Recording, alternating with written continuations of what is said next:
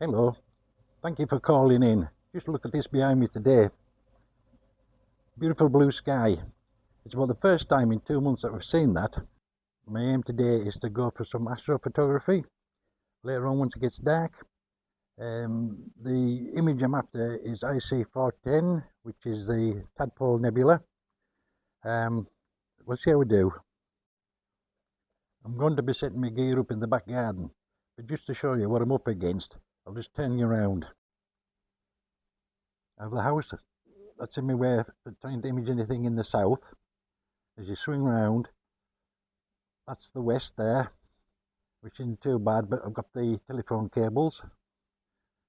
Swing around the north, I've got a tree there. So the only place really I can image cleanly is to the east, which gives us a nice clear bit of sky there. Okay, just to give you a rundown on the gear I'm using tonight. I've got the SB Boney 120 guide scope. I've got the ZWO 120 mini guide camera. I've got the ASI Air Mini. I've got the Skywatcher Star Travel 102 500mm telescope. On the back of that, I've got the Canon 600D full spectrum modded camera. I've got the Skywatcher Star Adventurer GTI mount. I've got a homemade pillar mount. I just made that with myself out of scaffold tube and that. It's really sturdy. I have a tri-band clip-in filter just in front of the sensor in the camera. I don't know whether you can see it there, but that's it. That's the one there. It's an Altair one. It seems to do quite a good job actually. The whole rig is set up. It's pointing roughly to Polaris. Just to start us off, and we'll fine tune that later. I've also got a lens warmer on the telescope and also on the guide scope. Okay, it's dark now. Time to set up the ASI Air app. I have pointed the telescope to some bright stars and have started running the ZWO autofocuser. The focuser finds an appropriate star and starts plotting a V-curve. I've speeded up the sequence so you don't get bored. You can see the star in the top left of the screen going in and out of focus. Once the star is focused, you get a red dot on the graph. Okay, so we're back in the house now. I've got the laptop out and we're just going to get it set up just ready. So the first thing I'm going to do is I'm going to go into auto run. And as you can see, I've got most stuff set up already in here. So the light frames I've got at 175 shots at 180 seconds exposure. I've got my darks set the same. I've got my flat set and I've got my biases. So everything's just ready to go there. I've got the meridian flip set. So really, that's just about as all ready to go now. Like I said, there's nothing ticked in there, so once we get a start, then obviously I'll tick those boxes as we go along. The next part of the job is to polar align the telescope, but you actually do it through this app as well, so we'll run through that when the time gets to it.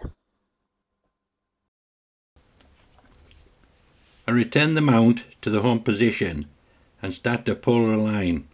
After taking an initial test shot, the mount slews through 60 degrees and takes another test shot. Once that is completed, it's time to do any adjustments. If you look at the top right hand side of the screen, it says to adjust the mount left or right, up or down. At this point you can be quite aggressive with the adjustments. As you can see, the outer circle now on the ring in the middle of the screen has gone from 30 arc seconds down to 1 arc second. So now the adjustments are obviously very fine.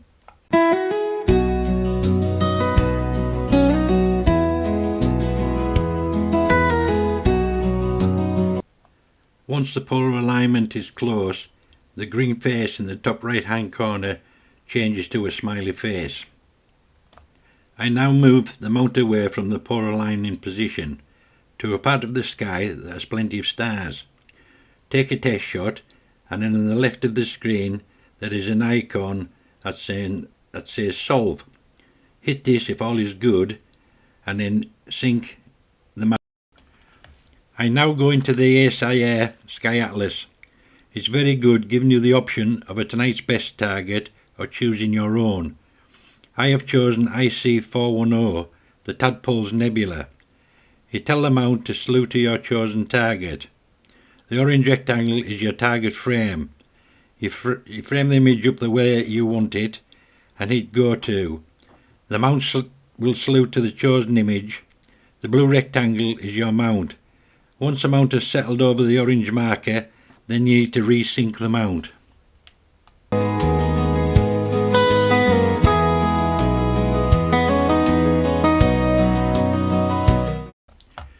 The final step is to calibrate the guiding.